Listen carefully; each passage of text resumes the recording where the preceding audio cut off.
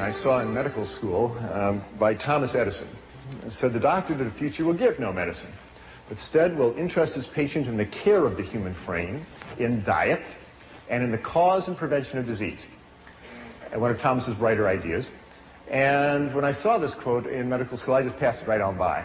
I went to the University of Illinois College of Medicine in Chicago, and I was so into becoming a real doctor, and real doctors do real doctor things. They deliver babies, they fix broken arms, they sew up lacerations. That's what real doctors do. And diet was boring stuff. And nutrition, yeah, you send them down to the dietitian, and they figure out a 2,000 calorie diet, and don't bother me. And that's how I practiced medicine for the first 8 or 10 years of my career. Well, I have soon, or late, come to realize how important what we eat really is in the creation and prevention of so many of the diseases that we see today. And I'll tell you how I came to those realizations. Now, the North American diet has changed. This is not going to be a technical lecture, but I did want to show you this one graph because there are some very significant lines here. The two top lines, the lavender line and the yellow line, are the amount of plant-based foods that are consumed in the United States and in Canada as well. And this is back in 1909. You can see we were eating a lot of grain products. We were eating almost 300 pounds of wheat and barley and other grain products, and almost 200 pounds of potatoes a year. Look what happened in the intervening 85 years. Our consumption of wheat and grain products have fallen to half of their 1909 level, and our potato consumption has fallen to half of their 1909 level. Look what happened to the amount of flesh foods that we are eating. The amount of milk we consume has more than doubled. Our beef consumption's gone up by 50%, and our chicken consumption's gone up by 280%. We are eating a tremendous amount of animal flesh, and we have essentially exchanged a plant-based diet for a meat-based diet. And the results have been just disastrous for both our health and the environment. Consider how much animal flesh most North Americans eat. In their lifetime, the average meat-eating American is going to eat 15 cows. Going to eat 24 hogs, eat 12 sheep. She will eat 900 chickens and 1,000 pounds of assorted animals that either swam in the water or flew in the air. That is a tremendous amount of animal flesh to be pouring through the human bloodstream year after year. No wonder we wind up with clogged arteries and high blood pressure and cancers and a lot of other diseases, and I'll show you how those two are related. Let's talk about the health effects of an animal-based diet. Here it is, the great American dietary catastrophe in all its glory. I grew up thinking this is good food. What's for lunch, Mom? Oh, I got something good for you, son, she'd say. And she would give me some food like this. And my mother didn't know, and your mother didn't know. They didn't know that the sausages and the eggs and the ham were just loaded with fat and cholesterol. And this is a coronary artery thrombosis waiting for some place to happen. Now, what is the effect on your body when you eat food like this? Well, the effect was brought out very dramatically to me about 10 years ago. I was on the cardiovascular anesthesia service. That's the service that deals with people's hearts and blood vessels. And like all good anesthesia residents, I was making my rounds one evening to see my patients for next morning's surgery.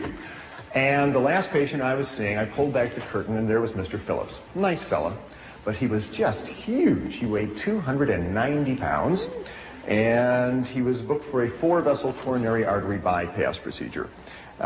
He weighed 290 pounds. 290 was also his systolic blood pressure. It was also his cholesterol level. It was also his blood sugar level.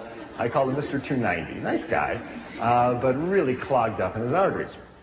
And because it was late at night, and it was too late to call the blood drawing technician up to draw his blood test, I drew his preoperative blood work into a glass tube. And I put it out at the nurse's station, and later I came by to pick up the blood tube and take it down to the laboratory. And when I looked at the tube of blood, I couldn't believe my eyes.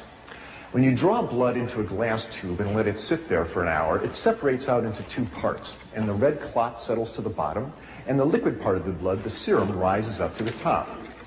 Here you see two tubes of blood, and the tube on the left is normal serum, is normal blood. Here you see the dark red clot. And this golden yellow liquid, this is normal serum. This is what your blood is supposed to look like. But I looked at Mr. Phillips' tube, and it was just shocking. The serum floating in his tube was thick and greasy white. It looked like Elmer's glue. It stuck to the sides of the tube when I shook it.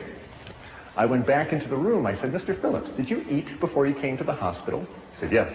I said, what did you have? He said, I had a double cheeseburger and a milkshake. And when he said that, I realized what I was looking at was all the fat in the beef burger, and the butter fat, and the cheese, and the butter fat, and the ice cream, and the butter fat, and the milk had oozed out into his blood and turned his blood fatty. It's a well-known clinical phenomenon. It's called lipemia, and it happens every time you eat a fatty meal. You turn your blood fatty, and your blood stays this way for 4 hours until your liver can clear it out of the bloodstream. If you are like most North Americans and eat bacon and eggs for breakfast and a cheeseburger for lunch and fried chicken for dinner and ice cream for dessert, you're keeping your blood fatty all day. The stuff never clears out of the bloodstream. You keep your blood fatty for 40 years, 50 years, 60 years. What do you think is going to happen to the arteries carrying all that fat? I will show you what happens to the arteries carrying all that fat in a few minutes, but it's a disaster. There's a lot of fat in the North American diet, and it's hidden in most foods. You can see the fat around a T-bone steak, but most of the fat is in the muscle of the animal, and it's hidden in the dairy products. And most of the folks who present food to us don't want us to think about the fat, especially the fast food industry. They really don't want you to think about how much fat is in their burgers and hot dogs, except one chain of fast food restaurants in Los Angeles. There is one burger chain that is very forthright about the reality of the fat content of their diet, and they come right out and tell you clearly on their marquee about the product that they're selling. Now, if you stood outside the exit door of this restaurant or McDonald's or any other fast food restaurant where people are shoveling in their cheeseburgers, if you stood at the exit door with a needle and a syringe in your hand and drew blood on the people walking out the exit door, what you would see is most of the blood would be as fatty as Mr. Phillips' blood tube. Now, they're all in there making a blood fatty. If you ever have a big cheese pizza and a bowl of ice cream afterwards and you feel a little greasy on the inside, it's because you really are. You really go greasy on the inside. Animal fat comes in 3 flavors in the North American diet. It comes in the form of red meat, and the fat is in the meat. It is in the fibers of the animal's muscle, and just trimming off the white fat around the edge of the steak really does not lower the fat and cholesterol content significantly of the meat. So red meat is the #1 source of fat and cholesterol in the North American diet. The second is the yolk of hen's eggs. The egg of a chicken is meant to hatch baby chicks. And the yolk of the hen's egg is one of the most concentrated globs of fat and cholesterol on the planet. It is made to power that baby chicken for 21 days with no other energy. And when you run egg yolks through your bloodstream, you turn your blood fatty, just like Mr. Phillips. And the third source of fat in the North American diet comes from that white fluid that comes out of the udder of a cow. Now, cow's milk is a high-fat fluid exquisitely designed for turning a 65-pound calf into a 400-pound cow in a year. That is what cow's milk is for. Now, whole milk has a butterfat content of 3%. That's the cream that rises up to the top. And you drink a 3% solution of butterfat, you're going to turn your blood fatty, as will a 2 and 1% solution of butterfat. But at the dairy, the butterfat is skimmed off and they concentrate it into huge vats, half the size of this room. And they concentrate the fat to 50, 60, 80, 90% fat. This stuff is so thick you can walk across it. Why do they do that? Well, they do that so you will buy it and eat it. The butterfat is mixed up with air until it hardens into chunks called butter. The butterfat is mixed with sugar and frozen and sold as ice cream. The butterfat is mixed up with cocoa powder and sugar and sold as milk chocolate. Butterfat is mixed up with bacteria and allowed to ferment until it turns into sour cream. A lower fat version is called yogurt. And the butterfat is mixed up with calf's stomach and bacteria and allowed to ferment for about 6 weeks till it hardens into chunks called cheese. These are all forms of butterfat. The folks at the dairy want you to buy the butterfat and eat it. And when you do, you turn your blood fatty. There's absolutely no reason to run butterfat through your bloodstream at any time, and I'm submitting to you that you'll be a lot healthier and happier if you do not. Cow's milk is for baby calves. You have no more need of cow's milk than you need giraffe milk or horse milk or rat milk. Back to Mr. Phillips. Nice fella, but I was impressed with all the fat in his bloodstream. We took Mr. Phillips down to the operating room, and I gave him 1,000 micrograms of fentanyl and put him to sleep, and the surgeon opened up his chest and opened up his aorta and opened up his coronary arteries. And what the surgeon started pulling out of Mr. Phillips' arteries were great, long, yellow, greasy, sausage-like formations of fat that looked like this. What you're looking at is a plug of material called atherosclerosis. And this is the plug of fat that built up in a man's arteries. The artery was a tube coming out at you from the screen. The artery wall has been cut away, and you're just looking at the fat that built up. It started around the edge of the blood vessel and started moving in on the blood flow channel as the years went by. And the blood flow channel got smaller and smaller and smaller till only this dark red spot was left for the blood flow to come through. And when a clot formed here, it stopped the blood flow completely through that artery.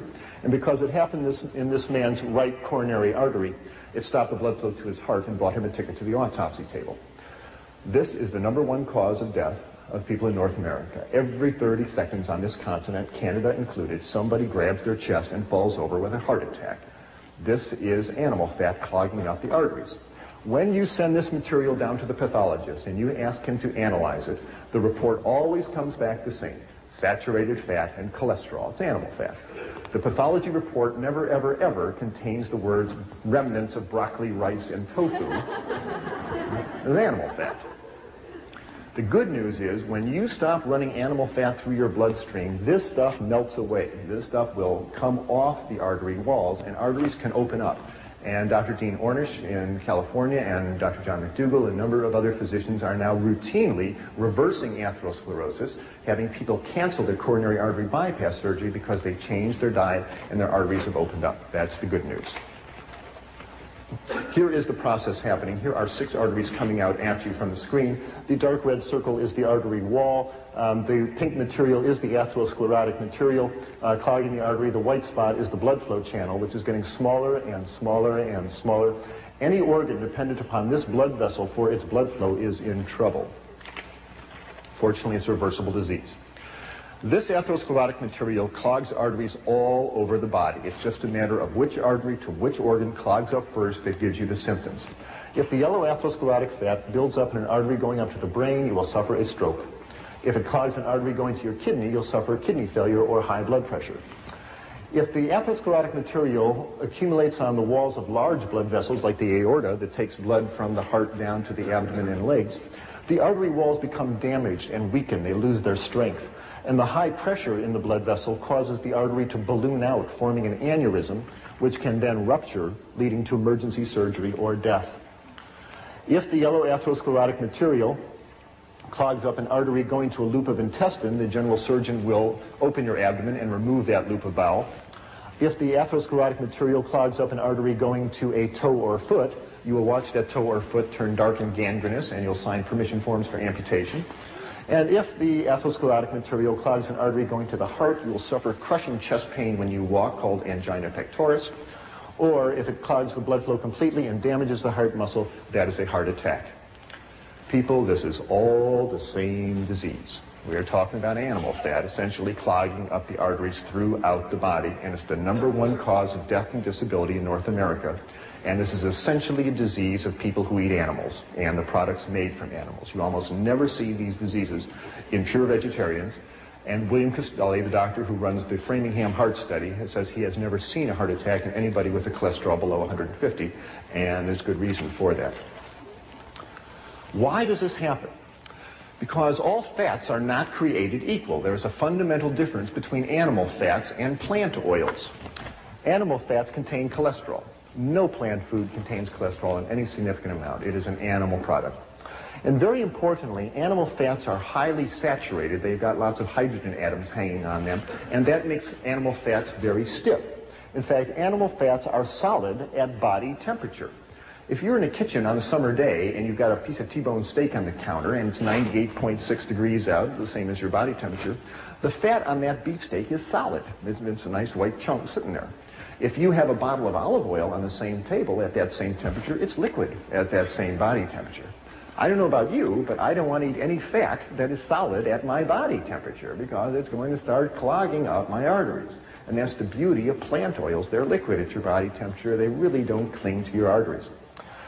Animal fats contain a substance called arachidonic acid. And arachidonic acid stimulates the creation in the body of a substance called prostaglandin 2.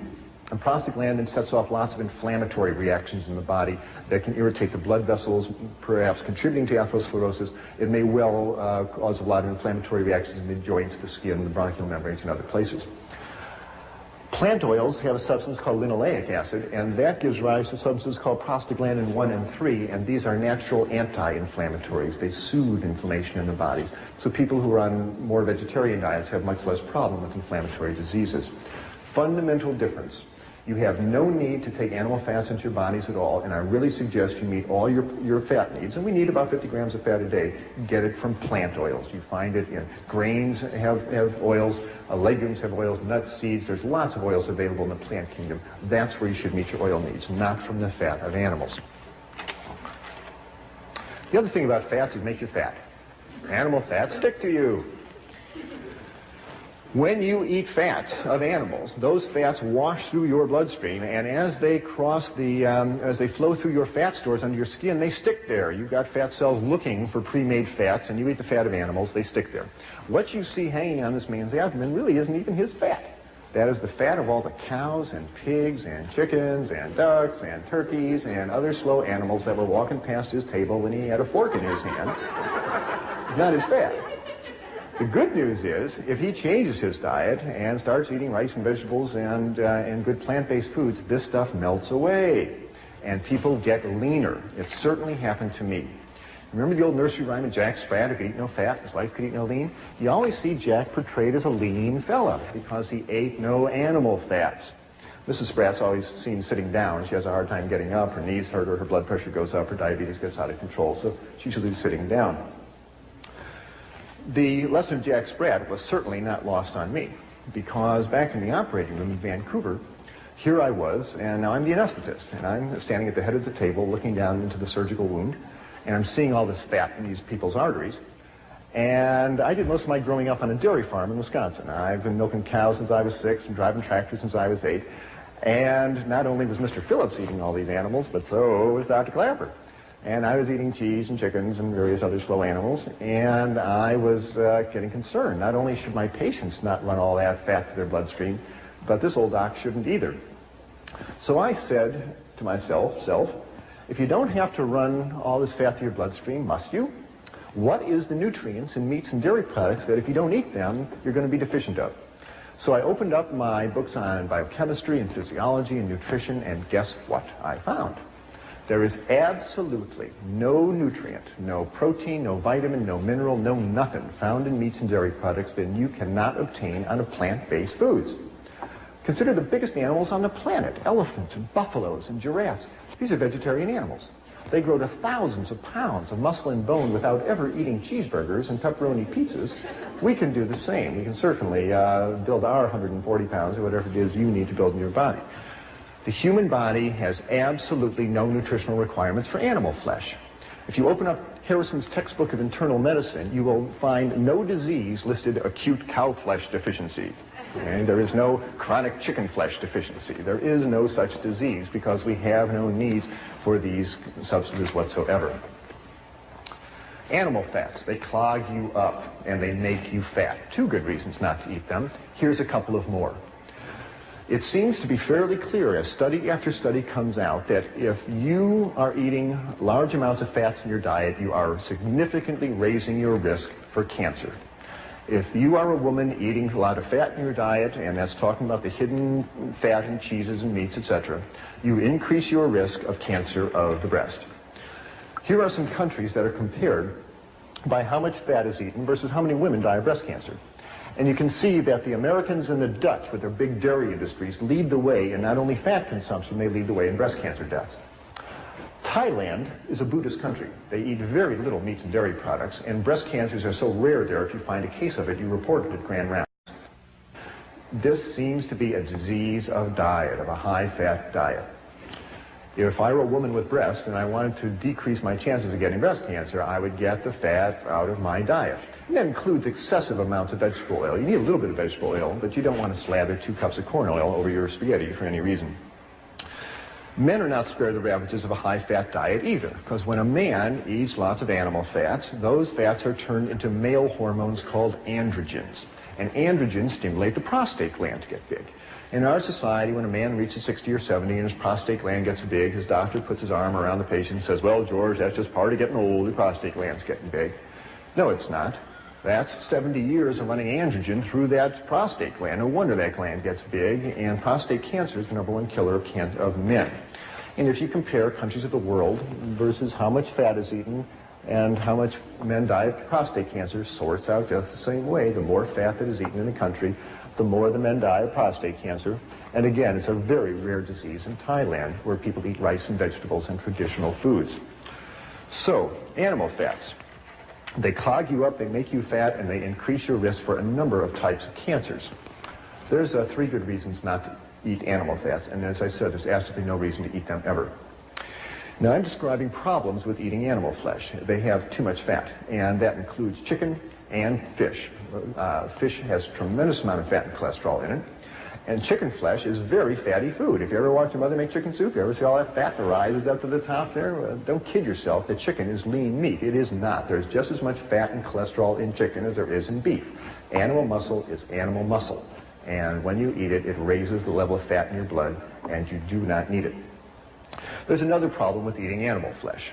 It has too much protein. Now, when I was in medical school, I never heard the words too much protein. I thought the more protein, the better. Put them on a high-protein diet to make them strong. Tain't so. You better believe there's such a thing called too much protein, and most North Americans suffer from it. First of all, what is protein? Protein is the building block material that you use to make the hard structures of your body. Your fingernails are made of protein, your hair is made of protein, your bones are made of protein. It's the brick of our bodies, a solid substance. Now, you don't need very much protein during the day. You only need about 30 grams of protein a day. That's the weight of 10 pennies, okay? Imagine 10 pennies in your hand, that's how much protein you need. But look how much protein the typical North American consumes. On a typical North American eating day, a typical American who has bacon and eggs for breakfast and a glass of milk, who has a cheeseburger and milkshake lunch, and has a beefsteak dinner with a glass of milk and some ice cream for dessert, is clipping along at 150 grams of protein. That is a 5-day supply of protein. That is too much protein. Why? Because your body can't store protein. You can store fat, you can store carbohydrates, you can't store protein. So what happens? Well, your liver starts breaking down that protein, and as it metabolizes it, it releases all sorts of toxic nitrogen-containing waste like urea and ammonia and amino acid fragments. And these have a detrimental effect on the body, because as all these amino acid wastes go through your kidneys, it makes you lose calcium out of your urine. Why does that happen? Because there's fundamental differences between animal protein and plant protein. And I'm talking about the protein in meats and dairy products. Animal proteins contains amino acids that have sulfur, and sulfur makes extra acid in the body. And as acids wash through the bone, they dissolve calcium out of the bones. Plants have much less acid. Animal protein is very concentrated. The muscle of an animal is the most concentrated protein on the planet, and so there's a big bolt of protein that goes into your bloodstream as soon as you eat it. Plant protein is mixed up with fiber. When you eat whole grain rice or whole grain barley, it takes hours for that to be absorbed into your bloodstream. The absorption time is much, much slower. So the less acid nature of plant protein and its slower absorption rate means it's much gentler in the body, and it doesn't pull calcium out of your body. That's a very significant phenomenon. The phenomenon of protein pulling calcium out of your body is appropriately called protein-induced hypercalciuria, too much calcium going out in the urine. What I'm saying is, and it's well documented, when you eat a big bolt of animal protein, whether it be red meat or chicken or fish or even milk, the acid nature of the protein washes through the bones, dissolves the calcium, which then goes out in the urine. And what I'm telling you is that every time you eat a piece of chicken, every time you eat a piece of fish, ladies, for the next 3 or 4 hours, you urinate calcium out of your body down the toilet.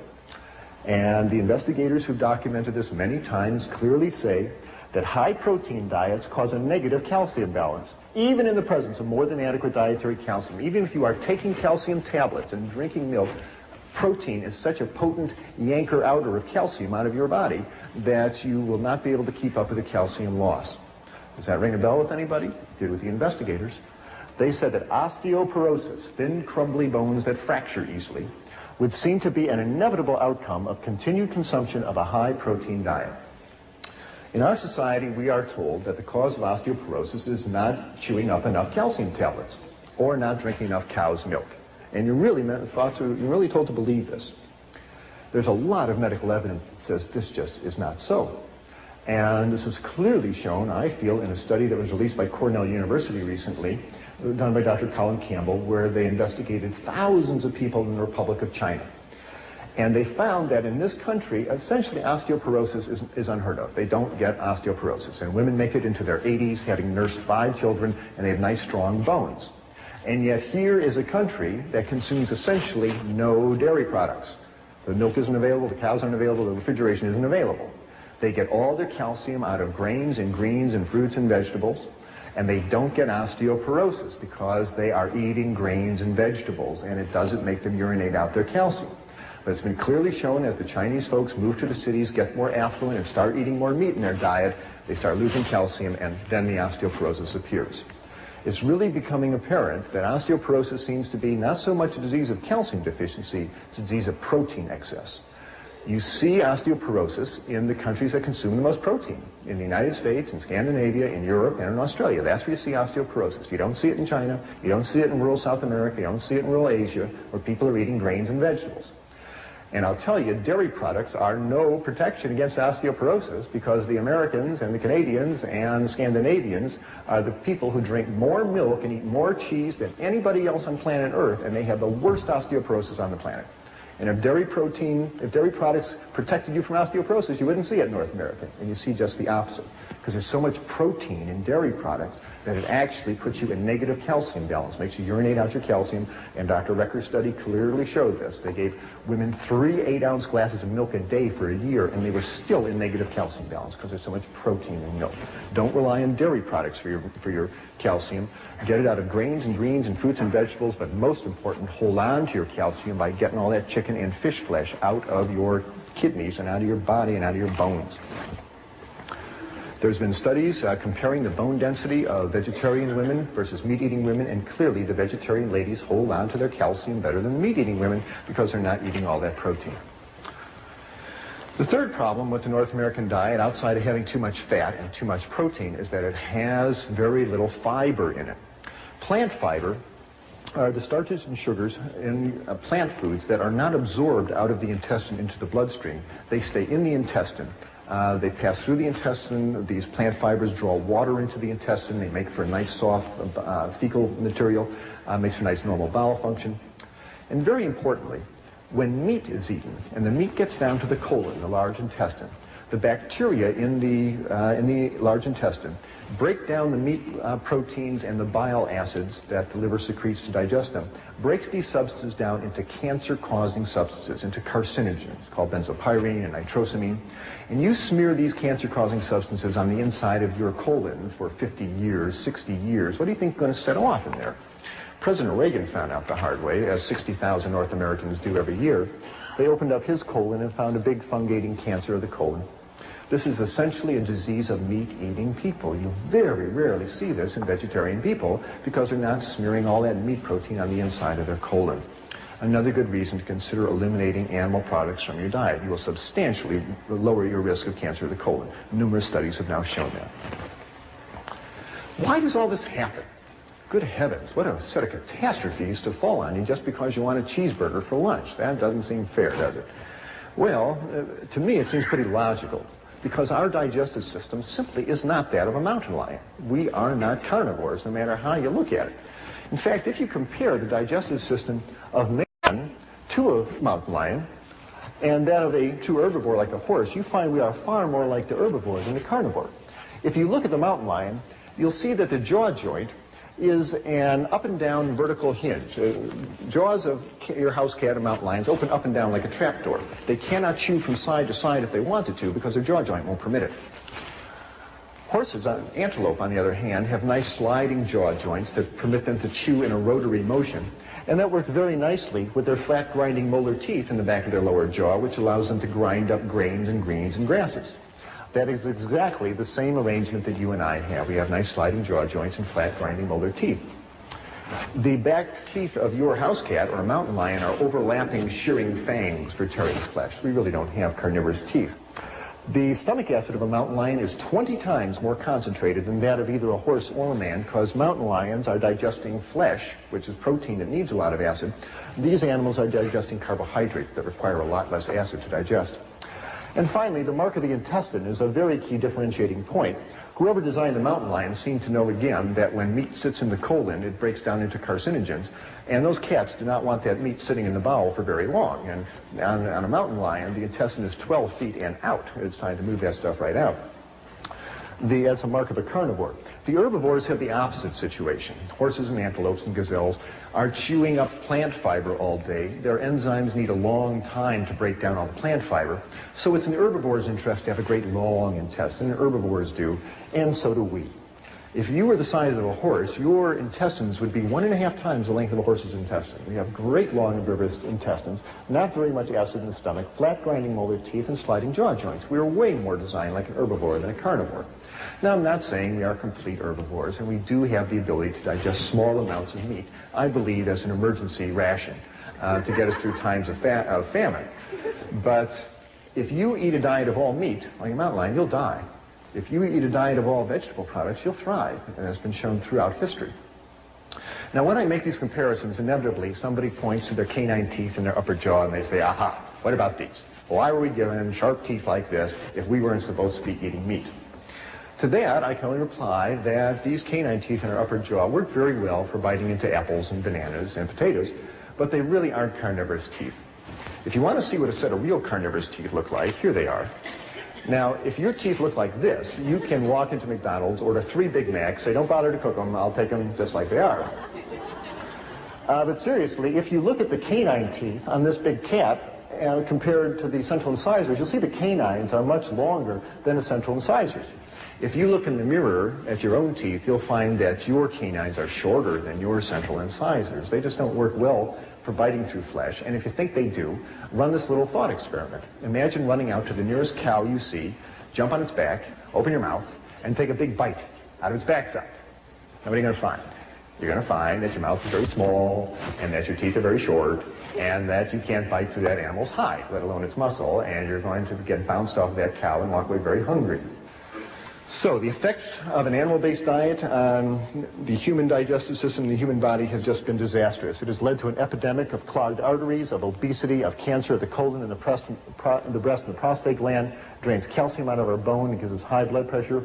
And fats on the body soak up insulin, and insulin is what you need to burn up your blood sugar. And people who are obese frequently have adult onset diabetes, and they can't handle their blood sugar. As people get leaner, their fat stores go down, it frees up their insulin, and many patients in my practice have had their diabetes go away because they get nice and lean and they've got plenty of insulin that works. And this has been my experience in my medical practice. When I saw Mr. Phillips and all that fat in his blood, and I decided to change my diet, wonderful things happened. I learned how to make a couple of good breakfasts and lunches and dinners. And I took a walk every day, and something remarkable happened in my body. First of all, and most clearly, a 20-pound spare tire of fat around my waist, which I couldn't shake, even though I was running 5 miles a day. That spare tire in 6 weeks just melted right away, and I started waking up in a nice lean, light body, and it felt great. My cholesterol level dropped down from 220 down to 140. My blood pressure, which had been 150/90, dropped down to 110/70, and it felt wonderful waking up in a nice, lean, light body every day. Well, with that, I knew that there was not only a change in my life, but there was a change in my medical career happening, because there I was learning to be an anesthesiologist, and I was literally spending my day putting people to sleep. And I felt that if I wanted to be a good physician and keep people out of hospitals, it was time to help them wake up. So I had 6 months left in my residency, but I went to the head of anesthesia and said, sir, as much as I enjoy anesthesia, I'm going back to general practice. And I did. And I moved down to Florida, and I opened up a little clinic. But this time I was smart. In the clinic, I put in a little kitchen, because you just can't tell what people not to eat. You got to say, here's what you eat. And I had a vegetarian chef come in, and we showed people twice a week how to cook grains and make salad dressings, and we showed them breakfasts and lunches and dinners. And those people who could eat in that delicious style, and it's delicious, and take a walk every day, noticed the same wonderful changes I did. I'd have them come in the office and step on the scale and get their blood pressure checked. And as the weeks went by, this marvelous downward progression of numbers started showing up on their chart. Their weight would go down by about 2 pounds a week if they were overweight. If they had high blood pressure, the blood pressure would come right on down. If they had high cholesterol, the cholesterol level would come right on down. If they were diabetic, their blood sugars would come right on down to normal. And very happily for me, the dosage of powerful medications I had these people on for their high blood pressure and their diabetes, I could lower them right on down, and in fact, many times, get them off those medications completely, including those for high blood pressure and diabetes, those pills that people are told they must take for the rest of their life. It's not that hard to get someone off high blood pressure pills. Just get all that fat and sodium, which is found in the meats and the dairy products, out of their diet, and most people's high blood pressure comes down to normal. But the best part is, they'd be walking out of the office and they say, you know, doctor, it's nice, my blood pressure's down, it's nice, my cholesterol. You know, the best part, I haven't felt this good in years. I feel light and clean, I got energy, I sleep better, my breath is cleaner, I feel good. And that just warmed this old doctor's heart no end. Medical school never really prepared me for people getting healthy. And yet, there they were, getting healthier right in front of my eyes. It was really exciting to see. Now, the problems that I mentioned with meat, too much fat, too much protein, and no fiber, are common to all meats, whether it be red meat or poultry or fish. Have no illusions. Animal muscle is animal muscle, and they all have too much fat, too much protein, and no fiber. But nowadays, animals are not raised in old McDonald's barnyard out in the sunshine, so there's a whole new set of problems because the animals are raised on factory farms in conditions of tremendous overcrowding. These animals are fed grains that are sprayed with herbicides and pesticides. These are fat-soluble substances that concentrate in the flesh and the eggs and the milk of the animals. And the largest amount of pesticides and hydrocarbons coming into your diet are not those sprayed on fruits and vegetables. They come in meats and dairy products. And if you want to decrease the amount of pesticides you eat, consider cutting down the amount of animal products you eat. The animals in factory farm systems are fed tremendous amounts of antibiotics. When you feed antibiotics to animals, they grow bigger and they are less prone to infection. And half the antibiotics made in the United States, 30 million pounds of them a year, are fed to animals in their feed. Well, what happens when you feed an animal a potent antibiotic like lincomycin, tetracycline, sulfonamides, ampicillin? What happens? Well, what you do is you kill off the antibiotic, you kill off the bacteria in that animal's intestines that are susceptible to the antibiotic. What do you leave behind? The roughest, toughest antibiotic-resistant bacteria going. And they have names like Salmonella, Shigella, Clostridia. You eat an underdone piece of chicken or burger with Salmonella bacteria on it, you're going to be very sorry. It rips up the lining of your intestine, gives you a bloody diarrhea. If you're an adult, it'll put you in the hospital with an intravenous going. And if you're a child, it'll dehydrate you and kill you. On this continent, over 4 million people every year get sick with salmonella food poisoning, largely from eating poultry and meat. The chicken carcasses are brought into the kitchen and slopped around all over the cutting board, and it contaminates the utensils in the kitchen. And it's becoming a worrisome problem of major, major proportions. Antibiotics can lead to tainted meat. You bet they can, and more people get concerned about it. You don't have to give antibiotics to broccoli. You're going to see more and more headlines like this. Here's hundreds of people sick in Illinois from salmonella poisoning in milk. Here are underdone burgers causing salmonella food poisoning. Here's a dreadful one. 400,000 hens and 1 million eggs poisoned with polychlorinated biphenyls. This is an industrial chemical in electrical transformers that, when it's discarded from industry, winds up in the rivers and into the oceans and into the fish, and accumulates in the fish flesh. Do you know that half the Canadian fish flesh is not eaten by people? It's ground up and either made into fertilizer or added to animal feed. And here was a tremendous amount of PCB-contaminated fish flesh that was added to chicken feed, and the chickens ate the PCBs, and it wound up in the meat and in the eggs. People are getting concerned. They say, don't let unsafe food put our lives at risk, for good reason. And these are episodes of contamination by animal-based foods. And so many of your friends who during the year get the flu, it isn't the flu, it's salmonella poisoning. The media has been fairly responsible in trying to educate us about the realities of the dangers of our high-fat diet. I'm very appreciative. It brings you to the same position that was reached by Gregorio Natividad, who is a meat inspector in Los Angeles, who worked there for 23 years. And he said, based on my experience in Los Angeles, my advice to the public is not to eat meat. This is a meat inspector watching it for 23 years. Maybe he knows something we should pay attention to. Here's another reason why you should consider changing our diet. Our kids are eating a lot of fat, and it is hurting them. Our children in North America are fatter than ever before, and their cholesterol levels are higher than ever before, and we are seeing heart attacks in younger and younger people. Don't kid yourself. A heart attack is not something that falls out of a tree on you at age 50. This stuff builds up in your arteries from childhood. And every year on this continent, 1,000 teenagers suffer strokes. 1,000 teenagers a year suffer a stroke. John McDougall is one of them, by the way. We are seeing fat-related disasters haunt our children. And researchers at Louisiana State University clearly say we should decrease the amount of fat we are feeding our kids. Here's USA Today announcing that study, recommending we lower the fat contents of our children's food. We are working actively to work in the schools to help get fat-free entrees onto the cafeteria line. High blood pressure, nasty disease, and it leads to strokes and heart attacks and kidney failure. Why do people get high blood pressure? Well, one way to view it is to consider the analogy of a garden hose. If you have a garden hose with a certain diameter and you have water flowing through it, there's going to be a certain pressure in that hose. What if you wanted to raise the pressure in the garden hose? Well, there's two ways to do it. One is to make the hose narrower. That will raise the pressure. The other thing to do is put more water through the hose. And that'll raise the pressure. Well, that's exactly what happens in our arteries. As we eat the standard North American diet and that fat builds up in the arteries become narrower, and so that raises the pressure.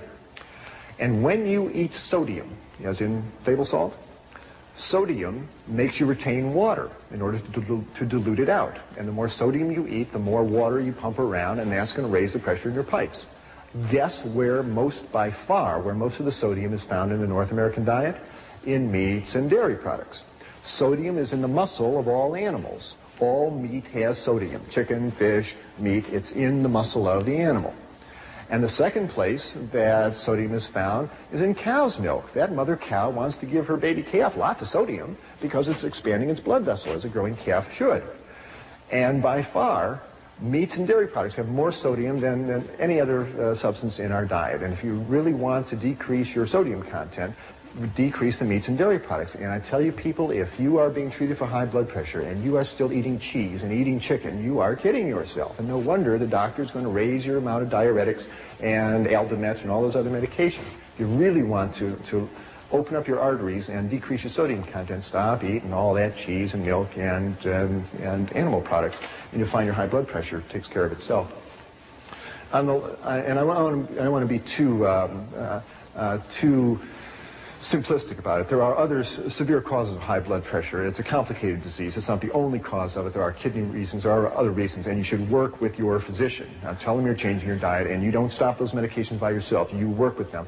But if you stay in communication with a physician, it is possible, changing your diet, to taper down those medications.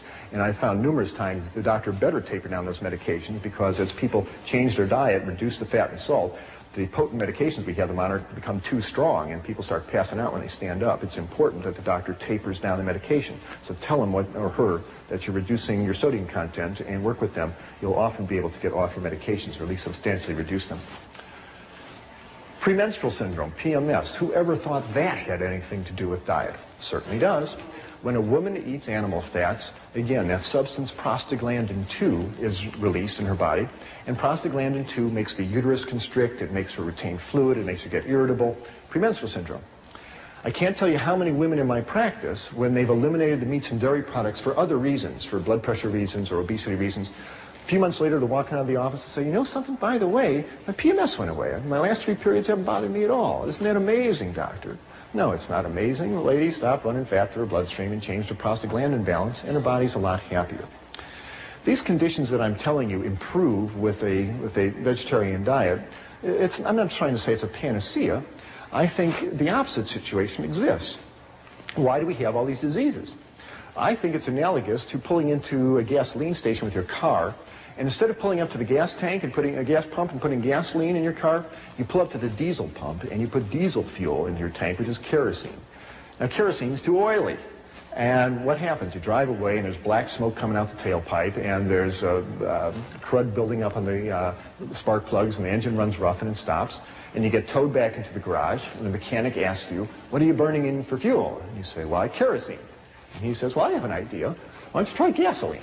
and you put gasoline in the car. Oh, works great. Oh, the black smoke disappears, the engine hums along, and you think about the mechanic and say, oh, he's so smart. He's not so smart. He just told you to put the proper fuel in the engine, and it'll run fine. Similarly with us. Animal fats are too oily, they're too greasy, they stick to us, they clog us up. Your body cells burn carbohydrates. Your Krebs cycle enzymes burn carbohydrates. We burn sugars and starches. That's what you want to run your body on, not animal fats. Which brings us around to the Seibu Lions of the Japanese Professional Baseball League. More and more world-class athletes are realizing that our body cells burn sugars and starches, not fats. And if you are an athlete about to run a marathon or play tennis or basketball, it is just irrational to sit down to a big T-bone steak and load up on fat and protein. That's exactly what you don't want. You want carbohydrates. And training tables around the world are springing up with fruits and pastas before a match, and that's really what athletes should be eating. Seibu Lions finished in last place in their league in 1981. Their coach put them on a vegetarian diet. The next year they came up, beat everybody in the league, and took the league championship 2 years in a row. There are now vegetarian weightlifters, and Andres Colling, Mr. Universe down in California, is a vegetarian. James Donaldson, the big 7'3" and center of the Dallas Mavericks, is a vegetarian. There's marathon runners that are vegetarians, cyclists, tennis players. You don't have to eat a bull to be as strong as one, that's for sure. We need a higher viewing of nutrition altogether. The one that we've been given simply isn't working very well. We need a higher viewing. What is the higher viewing? Well, let's talk about the one that isn't working very well. If you learn nutrition like I did, you learned it off this silly poster that hangs in grammar school walls all over this country, and it essentially says that food comes in 4 groups and 4 groups only. It comes in the milk group, in the meat group, in the fruit and vegetable group, and the grain group. And you better have some of every group every day, or you risk becoming sick, malnourished, or dead. Subtle message, but it's what the kids are given. It's what I grew up with. Maybe it's what you grew up with. People, let's get real about the basic 4 food group scheme. It was not, repeat, not, handed down to Moses on Mount Sinai with the 10 Commandments carved in stone. The basic 4 food group scheme was invented by the United States Department of Agriculture in 1956 to promote the sale of meat and dairy products. What do you really need to run your human body? Nutrition 101. What do you really need? You need 5 things. It has nothing to do with cheeseburgers and milkshakes. The human body has no nutritional requirement for animal flesh, none. And it functions superbly on a balanced, varied diet of plant-based foods. 5 things you require. Protein, water, vitamins, minerals, and energy. That's what you require. You need a little bit of protein, 30 grams a day. It abounds in grains and legumes and fruits and vegetables. That's no problem getting enough protein. You need 2 quarts of water every day. That's found in the water you drink, the juices you drink, the fruit and vegetables that you eat. That's no problem. You need vitamins and minerals. They are found in green and yellow vegetables. Have a nice salad every day, a couple of carrots. You get all the vitamins that you need and all the minerals. We'll talk about vitamin B12 in a minute. Even that comes from plant-based foods. And you need energy to fire your muscles and make your nerves work. But energy is found in the sugars and starches that are found in fruits and vegetables and starches, and oils that are found in whole grains and avocados and vegetable oils. There's plenty of energy available. It's all you need. Protein, water, vitamins, minerals, and energy, and a little bit of fiber to keep the intestines working normally, but that's an automatic if you're eating whole grains and fruits and vegetables. That's all you need to run your human body, and all of these are found in plant-based foods. You never have to eat an animal if you don't want to. Well, where are you going to get your protein? Perennial question posed to vegetarians. The same place that elephants and buffaloes and giraffes get their protein, you get it out of plant-based food. Grains are loaded with protein. In your diet every day, you need 5% of your calories as protein. Grains are 10% protein. So all the breads that you eat, the dinner grains, rice and barley and millet, have lots of protein. The pastas that are made from whole grains, lots of protein.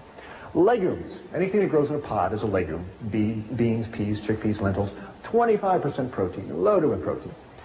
Green vegetables. No one ever told me broccoli has lots of protein. It sure does. 15% protein in green vegetables. Nuts are a nice source of protein. People say, oh, I don't want to eat nuts. It makes you fat. Not if you're not running butter, fat, and cheese and egg yolks through your bloodstream. Have a handful of almonds. It's not going to hurt you, and you can use the calcium and the protein to good advantage. Sprouts are a nice source of protein. So are seeds, sunflower seeds, sesame seeds, pumpkin seeds. Lots of protein available. You cannot consume a calorically adequate 2,000-calorie diet made up of grains and legumes and green vegetables, nuts, sprouts, and seeds without guaranteeing yourself 50 grams of high-grade protein. It's in the plant foods. And you don't have to combine grains with legumes. That whole wise tale that they're incomplete proteins is a myth. All plant proteins are complete in and of themselves. Grains are complete protein, beans are complete protein, greens, well, they're all complete. If you want to combine them, that's nice, but have no protein neurosis that if you don't put tofu spread on your whole wheat bread, that is a waste of time. They're all complete proteins all by themselves. And protein from plant foods do not yank the calcium out of your body the way protein from animal foods do. Where are you going to get your calcium? If you're not drinking milk, get your calcium from the same place cows get their calcium. I mean, think about it. Cows don't drink milk. Where do they get the calcium? They get it from green plants. All green plants have calcium in it, and all the broccoli and collards and kale that you eat. Nuts have calcium, seeds, grains, calcium's in all plant foods. It's easy to get enough calcium, and again, the important thing is that if you're not eating all this concentrated protein in the chicken and the fish, you'll hold on to your calcium and you'll avoid osteoporosis. By the way, the ethnic group with the worst osteoporosis on the planet are the Eskimos. Eat all that fish, they wind up urinating out the calcium. They dug up an Eskimo skeleton of a lady who died 500 years ago in the ice. She had terrible osteoporosis. So what in the world do you eat? Good heavens, he's taken fish away from us and cheese away from us. What is there left to eat? Well, I really think we ought to be basing our diet on grains. Here is a cross-section of a kernel of wheat, but all grains, barley, oats, millet, rye, they're all basically built the same way. Here is the new young wheat plant, and this is the germ, and it's rich in protein and vitamins and minerals and oils, and it's a great source of protein and minerals for us. Here is the starch, the carbohydrate that fuels the little plant. It fuels us just beautifully as well. And all this is wrapped in a layer of bran, the fiber, and it is an excellent package of nutrition for us. Now, who eats grains, you must say? We're not horses. Who eats grains? Well, we do. All the whole grain bread that you're eating has lots of nice protein and fiber in it. And you can have 4 slices of this a day. You will not get fat. It's just carbohydrates and water and fiber, and you'll either burn it or pass it out. I hope nobody is eating white Kleenex bread anymore. If you're going to be eating whole grain bread, get the benefits of all the bran and the protein and the fiber as well. Cereals, nice source of whole grain goodness, and there's lots of good whole grain cereals available in the supermarket these days. This material is called tofu yogurt. I'll tell you about tofu yogurt in a minute. You can cook grains up and add a nut butter like sesame seed butter and turn it into a nice grain loaf, and it takes the place of meatloaf, and you serve it with gravies and sauces. You can take this same grain mixture and mix it up into burger patties and make grain burgers, and it takes the place of hamburgers, and you serve it on a bun with lettuce and tomatoes and sprouts. One nice thing to do is one morning in your kitchen, make up about 50 of these, wrap them in wax paper, and put them in your freezer.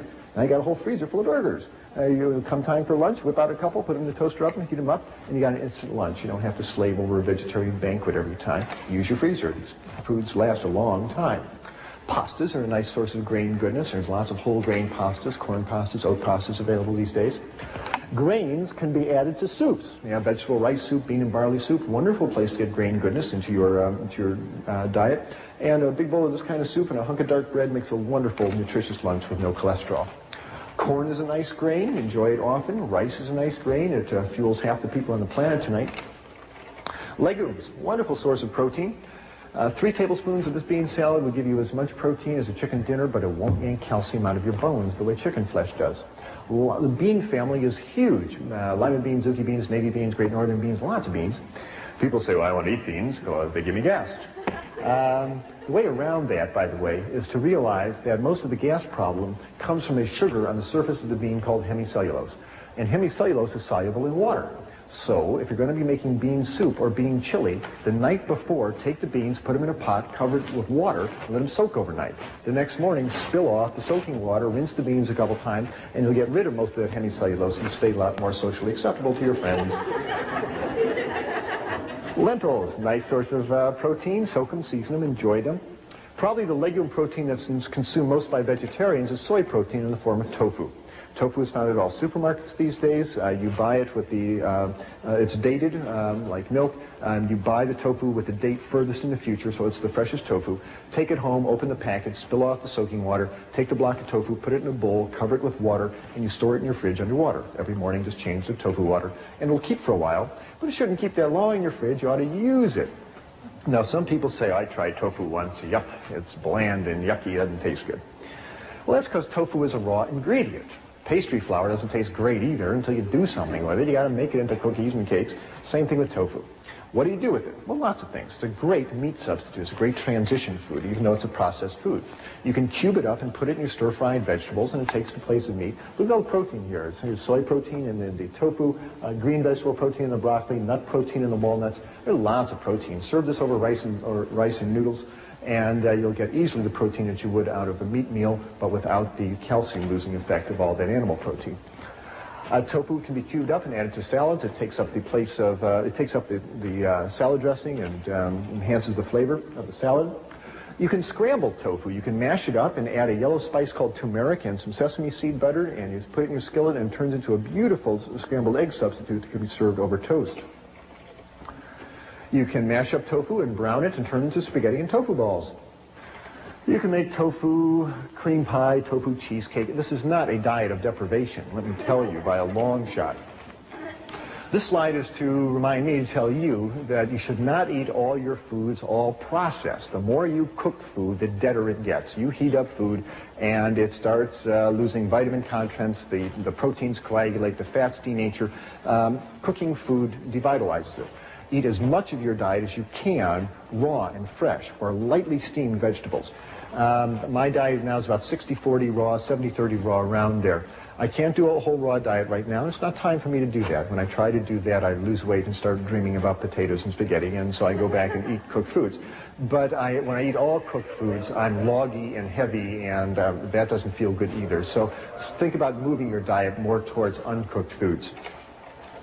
Vegetables, again, should be lightly steamed or just a quick stir fry and a walk and out. Don't deep fry anything. Keep that food as fresh and vital as you can. I'm here to help dispel illusions. This is the kind of attitude we can no longer afford. We got to stop kidding ourselves about what we are doing on this planet, because our dietary and lifestyles are ripping this planet up. Victor Hugo said, "No army is as powerful as an idea whose time has come." We've got to start living reverently on this planet. We've got to start being gentle with the life support systems upon which we all depend, including the waters and the rivers and the trees and the animals and the earth itself. And changing our diet, along with controlling our population and getting clean energy supplies, controlling our diet is absolutely key. You have that power every time you're in the supermarket or the restaurant. People say, think globally, act locally. There's nothing more local than your dinner plate. And you have the power to make yourself healthier and the planet. If I had to summarize this lecture in a single sentence, it's this. The single most effective thing anybody can do in order to make themselves personally healthier and make this ecosystem more stable and life-preserving is to reduce or eliminate the animal flesh in your diet. It is the single most effective thing that you can do. If we will do that, we will not only ensure a better future for us all, but we will redefine the relationship we have with every creature on this planet. If you want to know more about transitioning to a healthier diet, please stay tuned for information on available support materials.